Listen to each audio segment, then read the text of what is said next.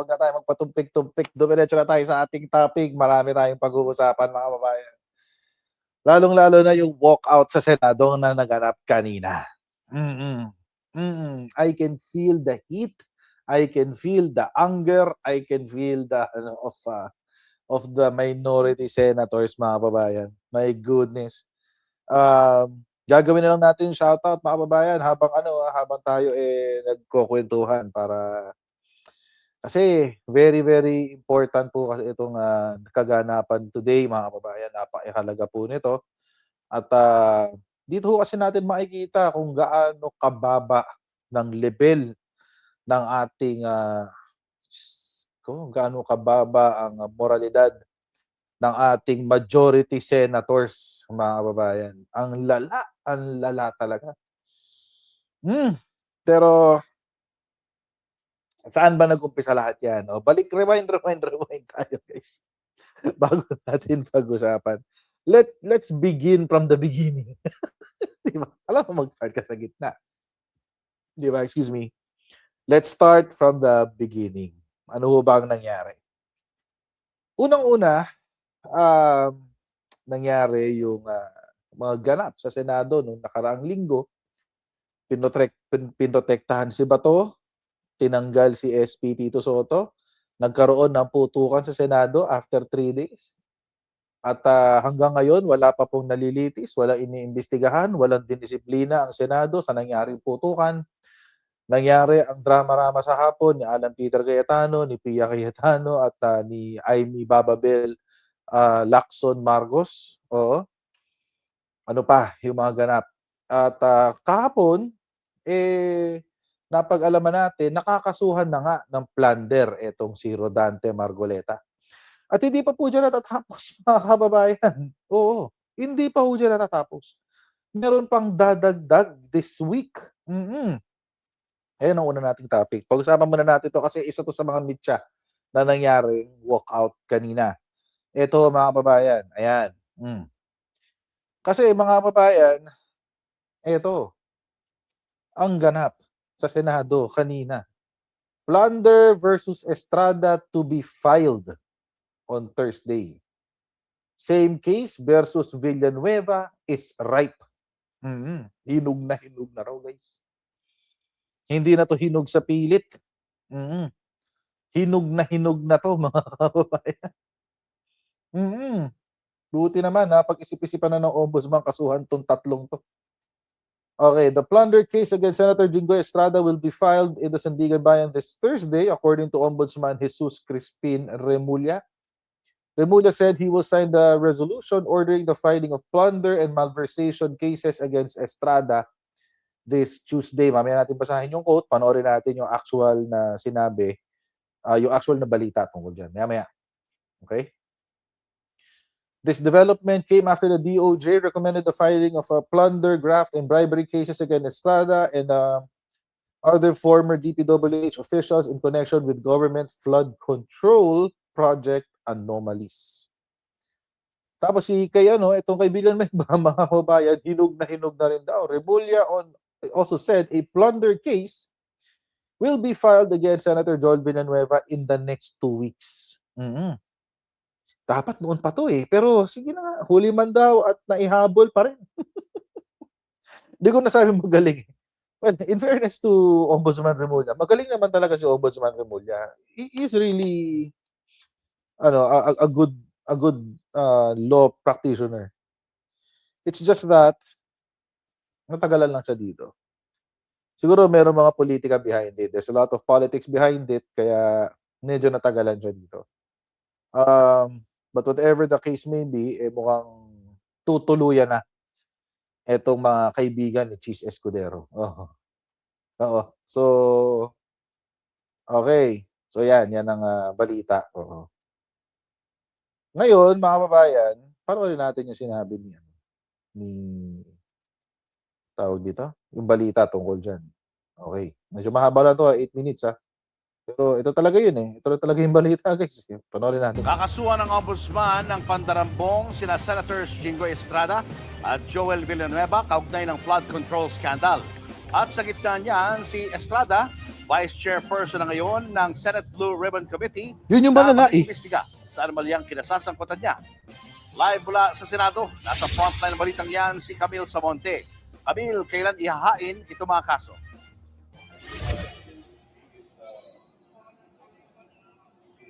Julio, sa Huwebes, kakasuhan ng Office of the Ombudsman si Senator Jinggoy Estrada sa Sandigan Bayan, habang si Senator Joel Villanueva naman ay sa susunod na 2 linggo pa, ayon kay Ombudsman Boying Ba't Remulla. well, Sabi ng Ombudsman, alinsunod ang kaso sa rekomendasyon ng Department of Justice na kasuhan si Estrada at iba pang DPWH officials kaugnay ng mga anomalyang flood control projects. Sa pagdinig noon ng Senate Blue Ribbon Committee, ibinunyag ni dating DPWH Assistant District Engineer Bryce Hernandez na nakatanggap umano si Senator Jinggoy ng 30% na kickback mula sa 355 million pesos na halaga ng proyekto una nang itinanggihan ng senador. Nagsampa pa nga siya ng reklamong perjury laban kay Hernandez na kalaunay ibinasura ng korte. Hindi na bago sa kasong plunder si Senator Jinggoy noong 2014. Nakulong siya dahil sa kasong ito kaugnay naman ng pork barrel scam. Diba? Nakwit siya So, sa kaso noong 2024. lagi na lang ano. Pati si Senator Joel Villanueva nagatakdang maharap sa kasong plunder kaugnay rin ng flood control scandal. Ayon kay Ombudsman Remulla, hinug na ang kaso. Pinaratangan din siya noon ni Bryce Hernandez ng pagtanggap umano ng 30% kickback mula sa 600 million pesos na halaga ng proyekto. Pakinggan natin ang pahayag ni Ombudsman Remulla. Yan. Senator Jinggoy, meron pa kaming tinatapos rin at talagang madaling panahon, mapafile na rin namin yung kay Senator Joel Villanueva. Ngunit kinakailangan kasi puliduhin ng gusto yung pagkakalahad ng ng impormasyon at ng ebidensya na kasama nito.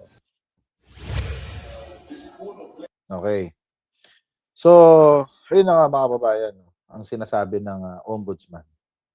Pero, may depensa dyan si ano. Actually, tatapusin natin itong balita, pero pakinggan muna natin, basahin muna natin yung depensa nito ni ano. Uy, kailangan daw ng cookies. Ayan. Ito kasi naging depensa dyan ni Jinggoy. Sabi niya, saved by a Senate office, sabi. Jinggoy Estrada not linked to DPWH budget insertions. Official documents show. Yan po ang sinabi ng mga dokumento daw ng Senado. Sabi, in a letter dated April 13, the Senate Legislative Research and Monitoring Office, LBRMO, said it could not provide documents requested under several items in a subpoena duces tecum issued by the anti-graft body due to the absence of records linking Estrada to such insertions. Ayan. Sabi, the alleged changes in the proposed budget of the DPWH were supposedly made by Estrada during the BICAM, the joint panel of the Senate and the House of Representatives that finalizes the GAB. In the letter, sabi ni Director General Irene Palanca, address to the Ombudsman.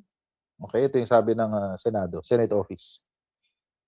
We respectfully assert that there are no legislative records or official documents indicating any official insertions or amendments made by a senator, specifically Senator Jinggoy Estrada, in the 2025 national budget related to the DPWH.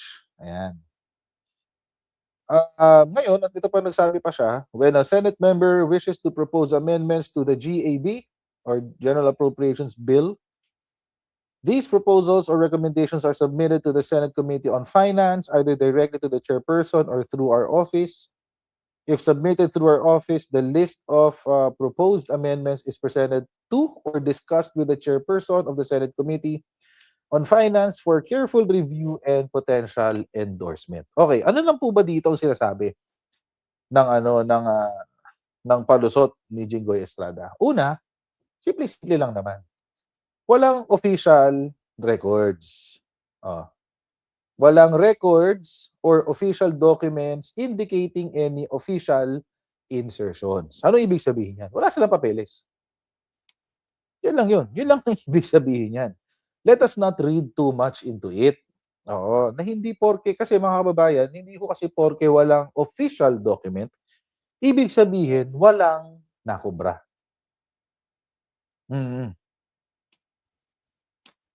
Ulitin ko, ha? Hindi ho porke walang opisyal na dokumento, ibig sabihin ay walang nakubra. Kasi kung magnanakaw ka, ba't ka maghihiwa ng paper trail? Hindi ho ba? Kung ikaw ay magnanakaw, bakit ka mag-iiwan ng ebidensya? Walang ganun. Kalokohan yun. So, yun lang yung sinasabi dito sa sulat or sa depensa ni Jinggoy Estrada. Ngayon, sinasabi rin dito na kung meron daw gustong gawing pagbabago ang isang miyembro ng Senado tungkol sa General Appropriations Bill, ito raw ay isinusumite sa Senate Committee on Finance, diretso sa chairperson or sa pamamagitan ng kanilang opisina. Ngayon, ito, may dalawang pamamaraan daw kung paano nagkakaroon ng pag-amyenda sa budget. Unang paraan ay sa pamamagitan ng opisina ng LBRMO. Una, okay? Legislative Budget Research and Monitoring Office. Yun yung unang paraan. Pangalawang paraan ay sa pamamagitan ng chairperson ng Senate Committee on Finance. Ano ibig sabihin yan?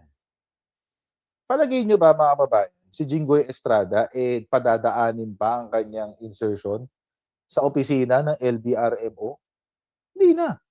Bakit pa? Rerekta na siya kung sino humahawak ng Senate Committee on Finance. Doon na. And at the time, unfortunately, it was Grace Poe. Pero meron ding paliwanag si Grace Poe. Ang sabi niya, halos hindi ro niya nahawakan ang budget. Oo. Halos hindi ro niya nahawakan yung pag-amyenda ng budget. Dahil ito raw ay hinawakan at minanipulate ni Cheese Escudero. Kaya nga meron tayong isa sa pinaka-corrupt na budget ngayong 2025 ay dahil ang humawak dyan ay si Saldico at si Cheese Escudero exclusively.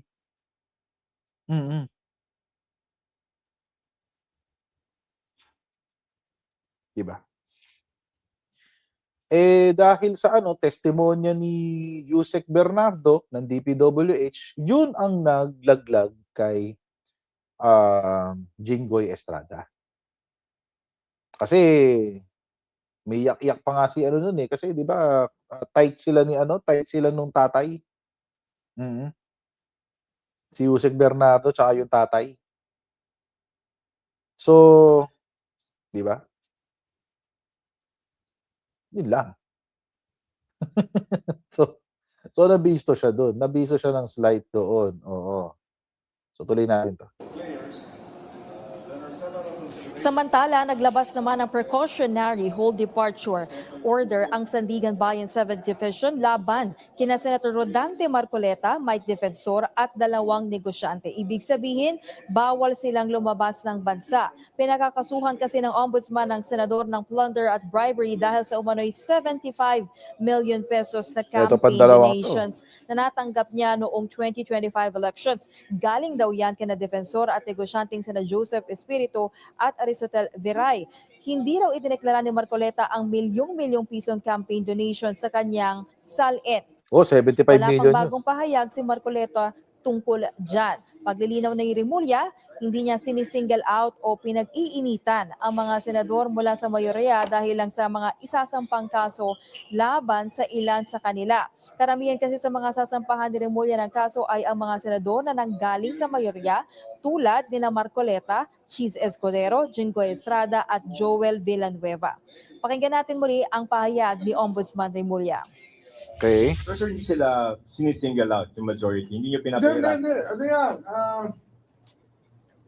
Ang trabaho ng ombudsman, lahat Ngayon, marami akong pinirmahan ng preventive suspension sa mga mayors. Andyan, Odo Dante ngayon. Pinirmahan ko rin sa mga mayors within the whole country marami kami pinapursue na kaso dito. Kaya lang, syempre, ang public interest.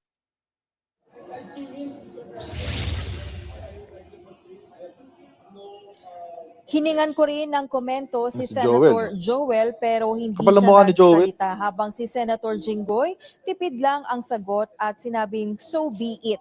Pakinggan natin ang sagot ni So Senator be it daw. Estrada. Si Jinggoy. Ay, Jinggoy. ginagawa ko na to. Well, if this is the price that I have to pay for standing on my own principles of what I believe in, so be it. Ito yung malala eh. Ito yung masaklap dyan eh. Sa kabila niya, ang ilan sa mga senador na nasasangkot sa flood control ay miyembro ng Blue Ribbon Committee na siyang nag-iimbestiga ng flood control scandal. Si Senator Pia Cayetano ang tatayong chairperson ng komite, vice chairperson niyan si Senators Jinggoy at Marcoleta.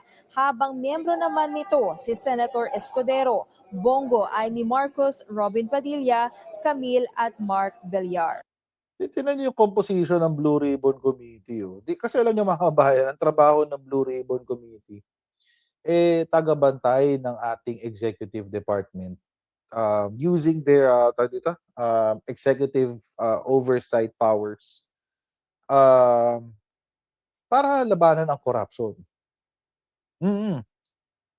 No joke. Yan ang trabaho ng Blue Ribbon. No joke. Yan ang trabaho ng Blue Ribbon Committee. Bantayan ng executive department pagdating sa issue ng corruption. Kaya nga kung papansinin niyo, sorry, nakatawa ko eh. Kaya kung papansinin niyo guys, mga Oljero, yung issue ng mga corruption tulad ng Pharmaly, tapos itong flood control, lahat yan sa Blue Ribbon dumadaan. Kasi that's part of their executive oversight function or powers. Tapos kung titignan niyo yung composition ng Blue Ribbon Committee ngayon, si Jinggoy Estrada may kasong plunder. Rodante Marcoleta may kasong plunder. Si Escudero may kasong plunder. Bongo may kaso sa ICC. Camille Villar may kasong market manipulation at insider trading. Mark Villar may kasong market manipulation and insider trading.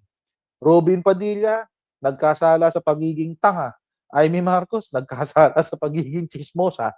Lang yung Blue Ribbon Committee composition na pangit ang wala, basura. Basura talaga, mga kababayan. Legit. Basura. Si Pia Cayetano, kulang sa kamusta. Nagkasala dahil kulang sa kamusta.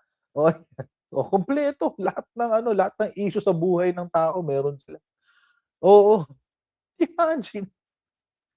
Goodness. Oo, ang pangit ng Blue Ribbon Committee, men. Walang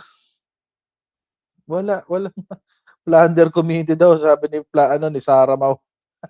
Plunder committee. Di ba? Hindi na nahiya. O, di ba? Cool me. Hindi na nahiya mga udas. Correct. Kamusta daw ako? Okay naman. Salamat sa pagkamusta. Ay, nako. Baboy na baboy. Sabi ni Unidentified Mind. Nadali ng bad luck ng number 13. Sabi ni Inday Saya. The Lord is my shepherd. Dapat talaga abolish na yung Senado. The Lord is my shepherd. I shall not be in want. He makes me lie down in green pastures. He leads me beside quiet waters. He restores my soul. Oh my God. Kailangan natin ngayon yan, guys. Mapapasalmo ka na lang eh. Diyos ko. God save the Philippines from this. Oh, grabe. Ang lala, man. Ang lala. Ang lala. Hindi ko, ang hirap ang hirap. I mean, sabi ni Skyroads, dispalinghado lahat po, anong mangyayari dyan? Good question. And I mean, sabi ni Mad Music, Angas ng background ng mga nasa Blue Ribbon. Ha, ha, ha. Oo, alam nyo kung bakit angas ang background niya, Mad Music. Sasabihin ko sa'yo, ba't ang angas ang background niya? Silang lahat, alam na alam nila yung trabaho ng Blue Ribbon. Alam nyo kung bakit? Sila, natuto sila by experience. Yes. Natuto sila kung paano mangurakot by experience. So alam na alam nila kung anong hahanapin dyan sa Blue Ribbon Committee. Pagdating sa corruption, alam na alam nila lahat ng diskarte. So yun, master nila yan. No. Iba talaga ang background nila. Matindi sila. Oo. Diba, Ate Annabeth? Thy will be done. Salamat sa super chat. Oo. Sila yung master niyan sa Blue Ribbon. Hindi na kailangan mag-hearing. Alam na nila lahat. Oh. Diyos ko. My goodness. Nakakaya.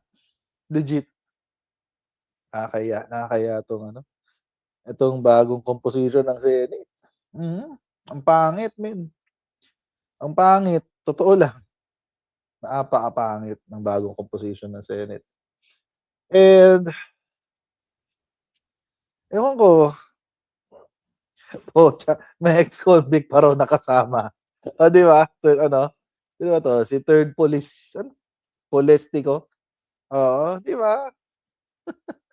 Ang lupit eh. Oo, pero pa silang ex-con nakasama. Kompleto nga. Kompleto. Sabi ni Dolores, ang malala, hindi. Kasuhan nila mga sarili nila. Sabi ni Dolores. 12, sabi ni Arlene. 12 na lang ang majority, di ba? 12 din ang minority. No. Ate Arlene, ang majority ay nasa 13, including Bato. Including Bato, ha? Tapos, yung minority is 12. 11. 11 ang minority. Oo. So, 24 total. Pero dahil absent ka ng absent si Bato, 12-11. 12-11. So, again, mga kababayan, I just want mukhang we're seeing the beginning of the end sa mga majority senators, guys. Salamat sa super chat. Alucard Paxley. Buisit na mga hudas na senador. Oh, correct views. Buisit talaga, mga kababayan. And at least ngayon, mga kababayan, nakikita na ng taong bayan. Nakikita na ng Pilipino mismo. Ng sambayan ng Pilipino ang kabalbalan ng Senado sa ilalim ni Alan Peter Cayetano. So mga kababayan, meron pa tayong dalawa pang topic. Oo. Pwede niyo nang saan ba yung link? Pwede niyo nang puntahan niyo. Saan ba? Okay na ba tayo dyan? Okay na ba tayo dyan? Sa next topic natin. Oo. Asan na yun? Asan na yung link? Ayun, si Kina. Ayan. Thank you very much, Kina. Okay. Ayan. So, click nyo na yung ating link for our next topic. Okay? At kita-kita tayo dyan, guys. Okay? Dire-diretso na tayo sa ating susunod. God bless and see you in a bit, guys. Bye.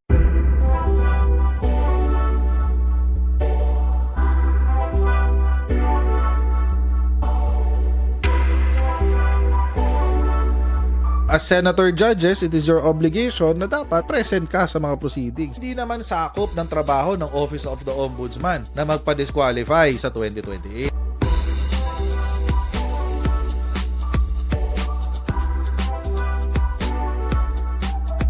I-identify na natin lahat ng Manchurian candidates. Tigil-tigilan na natin yung kalokohan natin.